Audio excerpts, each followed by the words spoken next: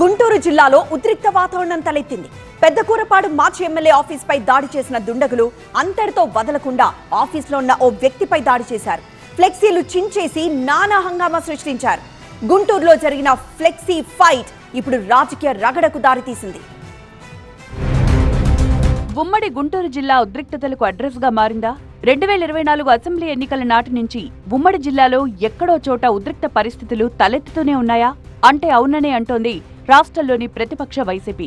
తాజాగా గుంటూరు జిల్లాలో టెన్షన్ వాతావరణం నెలకొంది. సంక్రాంతి పండుగ వేళ గుంటూరు టౌన్లో ఫ్లెక్సీ ఫైట్ కలకలం రేపింది. పెదకూరపాడు మాజీ ఎమ్మెల్యే నంబూరు శంకర్రావు ఆఫీస్ దగ్గర ఏర్పాటు చేసిన ఫ్లెక్సీలను చించివేశారు గుర్తు తెలియని వ్యక్తులు.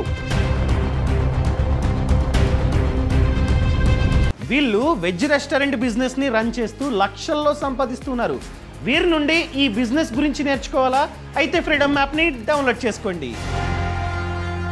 ఫ్లెక్సీలు చించేయడమే కాదు, నంబూరి శంకర్రావు ఆఫీస్ పై దాడి చేశారు 10 మంది గుర్తు తెలియని వ్యక్తులు. ఆఫీస్లో ఉన్న నరేంద్ర అనే వ్యక్తిపైన కూడా దాడి చేశారు. గాయపడిన నరేంద్రను ఆసుపత్రికి తరలించి చికిత్స అందిస్తున్నారు. ఆసుపత్రిలో చికిత్స పొందుతోన్న నరేంద్రను గుంటూరు జిల్లా వైసీపీ నేతలు పరామర్శించారు. ఈ దాడి ఘటనపై వైసీపీ గుంటూరు జిల్లా అధ్యక్షుడు మాజీ మంత్రి అంబటి రాంబాబు సీరియస్ అయ్యారు. కూటమి ప్రభుత్వం వచ్చిన 7 నెలల్లో రాష్ట్రంలో అరాచకాలు సృష్టిస్తోందన్నారు అంబటి రాంబాబు. ప్రశాంతంగా ఉండే పెదకూరపాడును ఫ్యాక్షన్ నియోజకవర్గంగా మార్చారన్నారు. పెదకూరపాడు నుంచి ఇప్పుడు గుంటూరుకు, రేపు రాష్ట్రానికి ఫ్యాక్షన్ను వ్యాపింపజేస్తారని ఆరోపించారు అంబటి.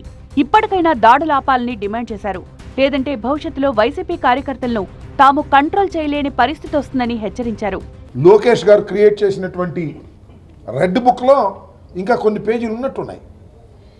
అది కూడా శంకర్రావు గారి ఆఫీస్ మీద దాడి చేయటం, శంకర్రావు గారు ఊళ్ళోకి రాకోకుండా, నియోజకవర్గం రాకుండా నివారించటం, సాంబిరెడ్డి లాంటి వాళ్ళని అన్యాయంగా కొట్టడం, ఎవరు కనపడితే వాళ్ళని కొట్టేటటువంటి ఒక దారుణమైన పరిస్థితి వాళ్ళ ఈ రోజుకు కూడా కొనసాగుతూ ఉందంటే ఏం చెప్పాలి చెప్పని అడుగుతా ఉన్నా. ఆ పెదకూరపాడులో ఉన్నటువంటి జాడ్యాన్ని మళ్ళా గుంటూరు టౌన్లోకి తీసుకొచ్చి పట్టపగలు 6-6:15 ప్రాంతంలో ఒక బీభత్సాన్ని సృష్టిస్తే ఎవరికి చెప్పాలని అడుగుతా ఉన్నా. దాడికి పాల్పడింది కంభంపాడుకు సంబంధించిన వారే అని ఆరోపిస్తోంది వైసీపీ. దాడి ఘటన తర్వాత అక్కడే వదిలేసిన బైక్ పై ఎంక్వైరీ చేస్తే నిందితుల చిట్టా బయటకు వస్తోందంటున్నారు వైసీపీ నేతలు. మరోవైపు శంకర్రావు ఆఫీస్ పై దాడి ఘటనను సీరియస్ గా తీసుకున్న వైసీపీ ఇవాళ జిల్లా ఎస్పీని కలవనుంది. దాడిపై కంప్లైంట్ చేయనుంది. ఈ పరిణామాలపై ఎస్పీ యాక్షన్ ఎలా ఉండబోతోందనేది ఉత్కంఠ రేపుతోంది.